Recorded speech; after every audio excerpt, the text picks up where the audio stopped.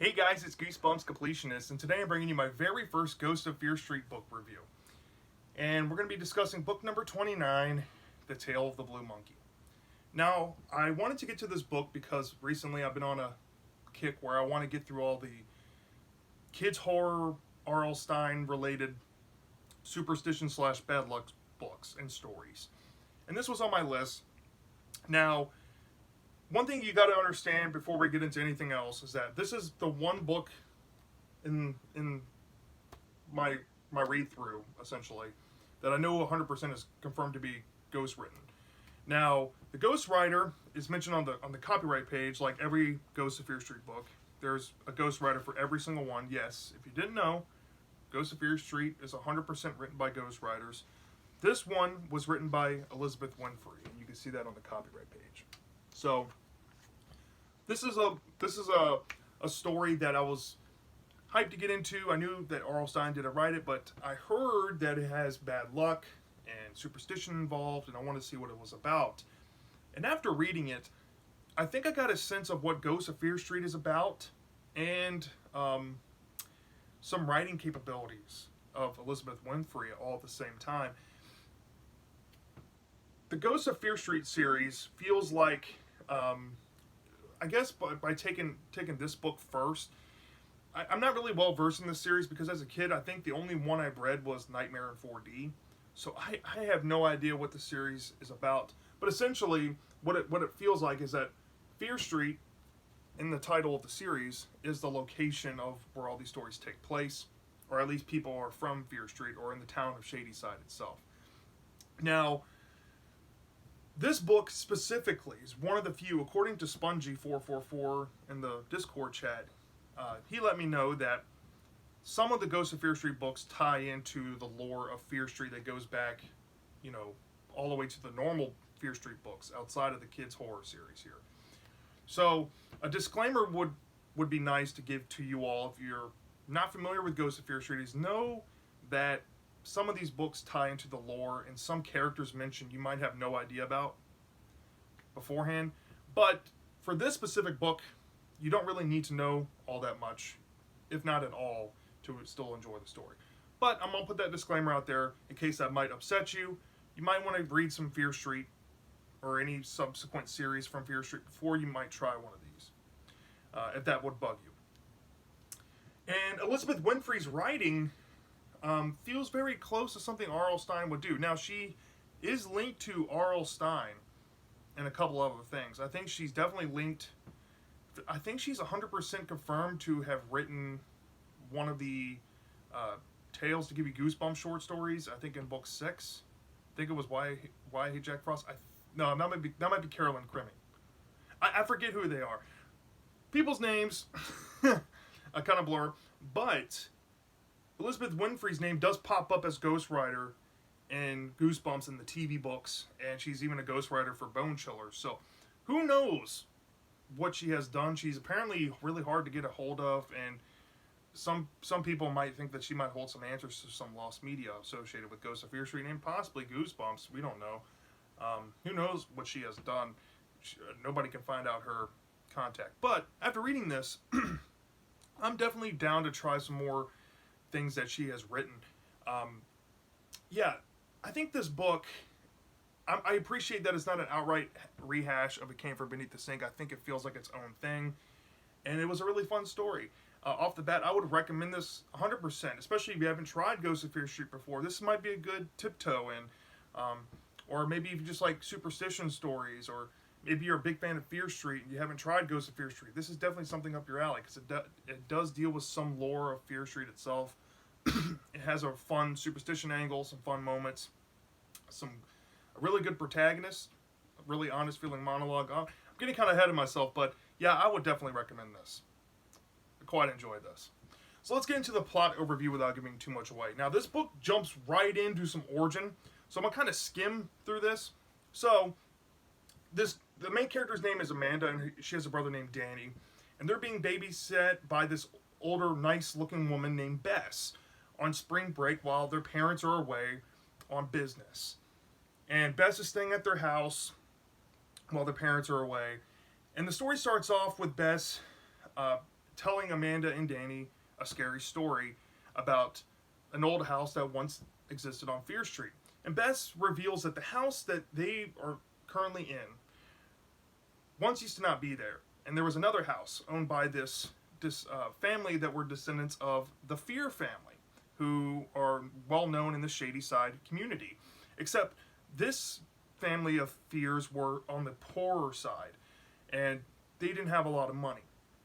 And there was a boy, a brother, and a sister that were kids that grew up in the house before it burned down, before the house that Amanda and Danny live in was built. Now, the legend is tied to this toy called the Blue Monkey. And the Blue Monkey was said to be created by the toy maker across the street. And the little girl was enamored by the toy monkey so much that she was tempted to go over across the street and see what it was like to hold one of the dolls, since she could never afford one, and everybody in town seemed to have one. And she got the bright idea to go sneak over and grab it, but then she accidentally took it home and maybe regretted, taking it in the first place. Bess ends the story temporarily, and of course Danny and Amanda want to hear more, but Danny's also excited that his burrito is finished and he can go watch the scary movie that's on TV because their parents are away, and Bess lets them watch scary movies. There's a jump scare scene at the end of the first chapter where there's this figure tapping on the door, and the tapping is what interrupts the story kind of with Bess. And they go investigate the tapping, and it's this figure, and Amanda thinks it's somebody's holding a knife, and then it cuts to Amanda looking through, and it's this gardener named Omar. And Omar has been hired to look around the property and try to hunt down the gophers that have been making holes around the yard right before the parents went on their business trip on spring break. And the dad has hired Omar to kind of come and hunt the gophers and then fix the holes that are sporadically through the yard. So after that altercation with Omar and revealing why he's there at that time of night, he's there to kill the gophers because they like to hunt at night. Bess gets back to her story and continues the story that the girl kind of felt bad about taking the doll, so she wanted to take it back to the toy maker. And this toy maker is said to have beautiful skills, can make really good dolls. Everybody loves the dolls. And when the girl takes it back to the toy maker reveals themselves to be evil, and they decide to curse the little girl for taking the doll, and for what she did, she's now going to have to pay with bad luck. And there's a concept with it being given to the girl by the toy maker, since she tried to return it, and then the toy maker says no, it's a gift. This girl started to have a sequence of bad luck, and at first she didn't notice it, but after a while, what happened was the house essentially burned down. And when they came to find the ash of the house and everything was burned down, the blue monkey still stood. It was unscathed by the burning. So the little girl took it upon herself to bury it beside a tree in the backyard, and then her family just went away. And nobody knows what happened to the family. And that's the legend. And the kids are perplexed. They're like, wait, so you're saying that there's a blue monkey buried in our backyard? And Bess doesn't really reply, but she's like, I'm going to make some brownies. I need you to go across the street to the house and grab some cocoa. So Amanda and Danny decide to go across the street, and this is where they meet the elderly couple that lives across the street. And they happen to live in the house that the toy maker was said to live in. And when they go knock on the door, they're greeted by this older woman, and they asked if they can get some cocoa. And while inside, they're greeted by this old man who says some comments to them that kind of make them question, what's really going on here. They just heard the toy maker legend, and now they're convinced that maybe this man in this wheelchair who's wheeling off into this workshop that I guess used to be the toy maker shop, that they have the suspicion that this guy could be the toy maker. So they try to follow him and spy on him, and the old woman scares them and says, "Hey, you can't go in that room while he's working." So the kids say, "Okay." They're kind of wary, but they decide to take the cocoa and go back and give it to Bess. And they ask Bess again. It's like, "So, what happened to the blue monkey?" She goes, "Well, it's buried in the backyard." So after hearing that, Danny, as you'll see in the story, Danny's kind of a jerk to Amanda. He's constantly calling her a chicken. And he essentially is trying to tell her that she's just afraid of everything. And, Amanda doesn't try to lie to you as the reader throughout the read. She narrates pretty honestly. She goes, yeah, she is afraid. But in that moment, she says she doesn't want to be a chicken. And Danny gets the best of her. So she decides to take it upon herself. Like, well, you know what? I'm not a chicken. Here, you dare me to go outside and try to look for this blue monkey, I'm going to go do it. So she goes out to the shed, and she grabs a shovel, and she gets shock scared by Danny, but she's like, she doesn't laugh. She's like, come on, I'm going to go dig. And she tries to dig around the tree, because there's only 4 trees in their backyard. She starts at one tree, doesn't find anything, and then she hears Danny scream, and his leg is caught in this gopher hole, because these gopher holes have been popping up in the backyard. So she has to go and free Danny, and, Danny almost breaks his leg, but he's okay. And when he gets his leg out, she looks down, and she goes, something shiny was in the hole, so she digs around with the shovel and pulls out this metallic box, and she calls over Danny, and they open the metallic box, and sure enough, the blue monkey's in the metallic box. Now, Amanda is immediately afraid, like, oh, wow, this legend is real. It brought bad luck to that girl. This could bring bad luck to us. And Danny's like, come on, you don't believe that, do you? So they take the blue monkey back inside, and they plan on telling Bess about the blue monkey. The blue monkey is described to be, like, it has blue fur, it has a wooden face, it has, like, one button eye, and the other one's missing. But she swears when she left it, she decides to leave it on the couch downstairs because she doesn't want to bring it upstairs. She's creeped out by it. And on the way upstairs, she swears that she sees the eyes glowing on the blue monkey. But she doesn't, she kind of plays it like, oh, it might be the light refracting on the button. And she kind of doesn't think anything of it. She goes to bed. And then she has this nightmare sequence where she's being choked by some sheets. And she wakes up and she realizes it was just a dream. And she goes towards her bathroom, and she swears she sees a pile of blood in the bathroom, and she just screams and keeps screaming. And there's a scene where it describes her screaming, just kneel down in the bathroom, and her brother comes in, and Bess comes in to comfort her, and she won't stop screaming like bloody murder. And when she finally comes to, she realizes that it wasn't blood, but it was strawberry shampoo that had, like, strawberry colored shampoo that had spilled all over the floor. Well, what makes it more unnerving for her is that she notices that the blue monkey is in her room, and she knows she left the blue monkey downstairs. So she's starting to believe that this blue monkey is following her and trying to creep her out. She's like, you're not going to creep me out. I need to get my mind off this. I'm going to go work on my art project. And when she goes down to the garage where her art project is, all of the cutouts that she cut out for newspapers have been torn up. And the blue monkey's sitting right near her art project. And she freaks out. And then her brother comes, and surprise, surprise, Danny was pranking her. Danny kind of reveals that he was pranking her. And then Bess gets a hold of the situation and asks what's going on. And Amanda doesn't rat out Danny because she doesn't want to be a tattletale on him, but she thinks it's the blue monkey that's making Danny do all of this stuff. And Bess kind of reveals to Amanda that the blue monkey can't activate its bad luck. According to the legend, it has to be given as a gift. So she gives the blue monkey back to her, and then after that, I guess by Bess's accident, real bad luck starts happening to Amanda and Danny. Now, from this point, Amanda still doesn't quite get the concept of how the blue monkey's working. she assumed that Danny was playing pranks on her. But this is where the story kind of kicks on and some weird stuff starts happening. Prime example is that I believe she breaks something, and I'm kind of skimming over some events here because it kind of muddles in my brain a little bit.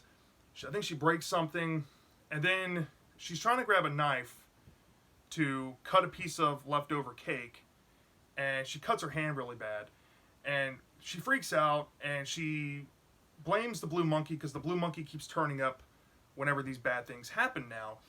And she knows that Danny's not pulling pranks on her now. And she is like, we got to find Bess because she might know how to stop this thing. She cut her hand pretty bad. Danny's like, you'll be all right. And there's blood description. And they go try to find Bess, and they can't find her anywhere. And it's like really late at night. So Amanda and Danny then tried to come up with this plan to take the blue monkey outside and try to burn it. But they know that from the legend that the blue monkey survived the fire burning, but maybe they can try burning it in the grill outside on the driveway. Maybe that would work. It'd be more safe. So they wheel the grill out from the house, and they start trying to make a fire in the grill, and they light it on fire, and they throw the blue monkey in there. But as soon as that happens, fireballs start spitting out of the grill. It's a real fun scene. And it gets on her robe, Amanda's robe, and it catches it on fire, and she freaks out a little bit. And then they don't know what to do, and they look over to the window, and there's a couple scenes kind of alluding to this before, but they notice the old man in the wheelchair, Old Man Kronk, I think it's his name. He's in his room, in his like workshop, on his wheelchair, holding up a brown leather book, taking a knife and wielding it in the air like so, seeming to chant something. And they're like, he must be behind this blue monkey. He must be the toy maker. We got to go see what he's doing. So they decide to go across the street and essentially knock on the door to see if anybody would answer. And when they go knock on the door creaks open, and they walk inside, and they make their way to the workshop, and Old Man Kronk is missing, and they rummage through his things and find the leather book. And then Old Man Kronk comes in, locks the door behind him, and then there's a big revelation about what Old Man Kronk is. And essentially, I don't want to spoil it, but he's not necessarily the toy maker. So the kids leave, and they don't know what to do. And then there's another interaction with Omar, the gardener, and he seems to be kind of creepy. When they make it back inside, she looks out the window, and Omar the gardener, it's like really late. They can't really go to bed.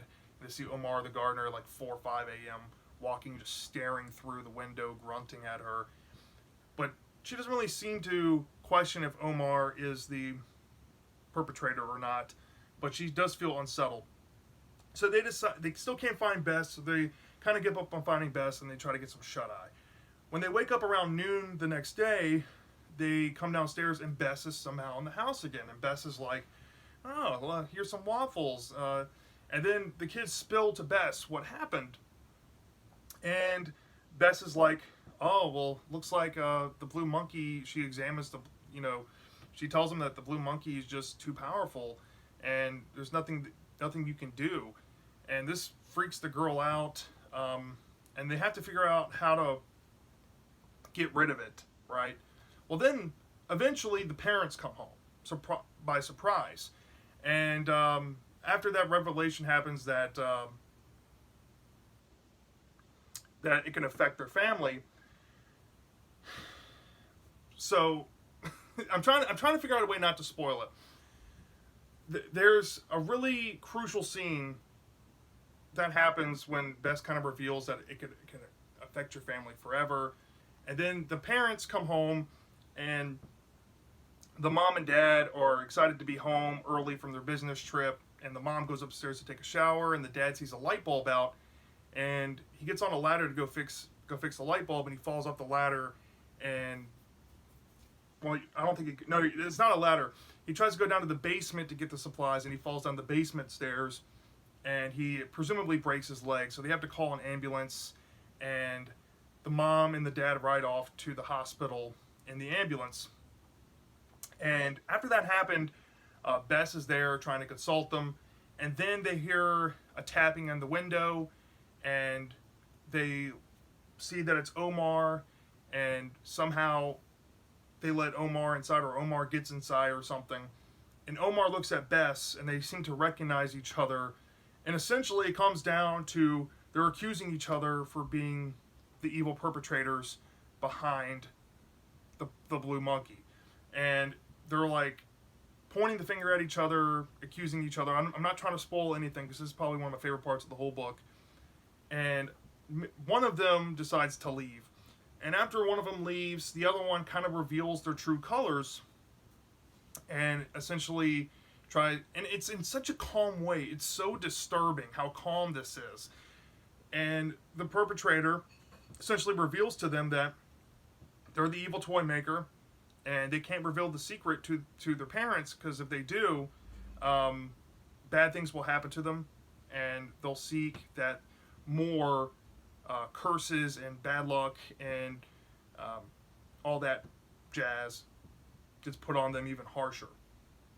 So the kids reluctantly agree, and they have to find a way to give this thing away to this person so they can get some revenge and get rid of the Blue Monkey, because that's how you give it away. I mean, get it away from you. You have to give it to somebody as a gift. So the ending comes around where pretty much there's a good ending for the characters, and that's where the story ends. And that's essentially the tale of the Blue Monkey. Yeah, I know I was kind of pausing and trying to figure out how to say stuff without spoiling. I did skim a lot of this book because there's a lot of details that can really give away, because this story is like a whodunit story, so it's really easy to spoil this book. So I try to be as vague as possible. But yeah, this book, let's get into some positives. One of my favorite setups is like the whodunits. It's kind of like, it's very akin to something like The Werewolf of Fever Swamp or Phantom of the Auditorium, where you have suspects, and it's fun to kind of weave through the story and look at the suspects. This story, and most of the time with the suspect-oriented Goosebumps books, they're tightly wound, they're very neat, concise, they build organically, they feel like nothing's being overturned. And this is one of those books that really don't leave much questions unanswered, if not any. It's a very airtight book. The main character, Amanda, she's very honest with the reader. She's very vulnerable. At one point, I didn't say it in the plot overview, but at one point she tells the reader that she just wishes that there was an adult around, because she's so afraid, and she acknowledges that she's a kid and she just wants to be, comforted by an adult. And that's very humbling to admit. And yeah, at the heart of it, I think Amanda felt really honest. I really liked her monologue. And I liked the way that even though Danny always just pestered her and tried to push her to be uncomfortable and just kind of be mean to her, she still put up with him, and she's honest about him, and she's kind of witty towards him. So she has this like depth to her personality that shines through the story that makes me really identify with her character, and I really like her character because of that. The gore in this book, this is kind of a positive and a negative. There's blood in this book. There's some fake outs, but there's actually some pretty harrowing moments with the fake outs. My favorite fake out of this book is the bathroom scene where she thinks she sees blood on the floor. And that moment just so powerful. I can just see it in my head, and it just feels like shell shock. That's what I imagine her character to be in. It's crazy. It's crazy good. I don't know what it is about it. Being able to write shell shock and how it would feel is nuts. It's really good. The knife scene, she cuts her hand. There's some blood. This book's not afraid to mess some people up. The dad falls down some stairs and breaks his leg. I mean, stuff like that. I mean, it happens in this book. Now, part of that comes with a negative. It kind of already was done and it came from beneath the sink, but I kind of chalk that up to being limitations they can do in a kid's horror book like this. That's kind of what I chalk it up to be. The twist, the big reveal, it was down between this person and the other person that was left, but how that resolved, I did not see coming, and I did not expect it for it to hit the way it did. It felt so disturbing for how calm the person was about it, and it's something creepy about that, and it feeds into the absolute ending when the kids are victorious over this person. It is so satisfying to have a good ending with a shock like that. The entire resolution of this book is fantastic. I love it. But getting into some negatives, Danny being the brother character, he was a jerk, and he just kind of got in the way of a lot of things. Yeah, he was just unnecessarily mean, and that is a detractor for me. Another negative I have with it is that there's a lot of fake outs in the first half. Exactly half the book. This book's about 112 pages, about the same length as It Came From Beneath the Sink, and there's so many fake outs. It needed to be less fake outs in the first half. There was so many, it was kind of egregious, and it did annoy me a little bit. And another negative I have, I guess this is the last one. I don't know.